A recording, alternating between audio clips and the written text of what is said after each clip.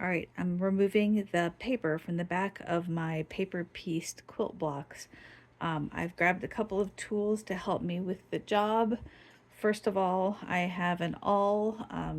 This one actually, it's supposed to have rubber tip, but it has worn away. So it's actually metal. It's not very sharp. It's not sharp like a needle, but it can be used to kind of scratch at the paper and help get a tear, um, to help me get into those sewn sections if they're not going to tear on their own. So that's one tool. The next one is a pair of tweezers. These are actually from my Cricut tools, but they are good for holding little pieces of paper. That'll help me get a hold of, especially little bits, get a hold of them and pull. These happen to be nice because they hold by default rather than being apart by default. So I don't have to use a whole lot of hand strength to hold them.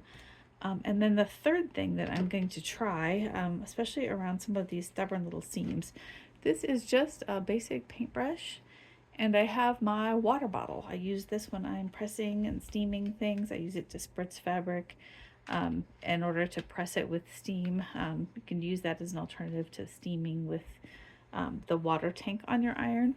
But what, in this case, what I would do with it is I'm just opening it up, dipping this is just a clean paintbrush. It has never had any paint on it. Getting the end of that good and wet and using that just right along those seam lines. Just wet those seam lines to make the paper just tear right away. And then like right here, it doesn't even rip hard. It just, wet paper just pulls right off.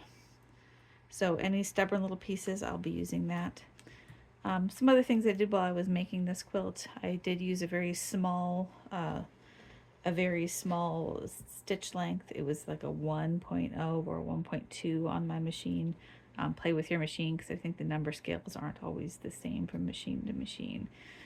But the other thing that you can't see is I also have an audiobook queued up. I'm just going to sit here and listen to a story and pick out bits of paper, and soon I will have a finished quilt. Happy quilting all.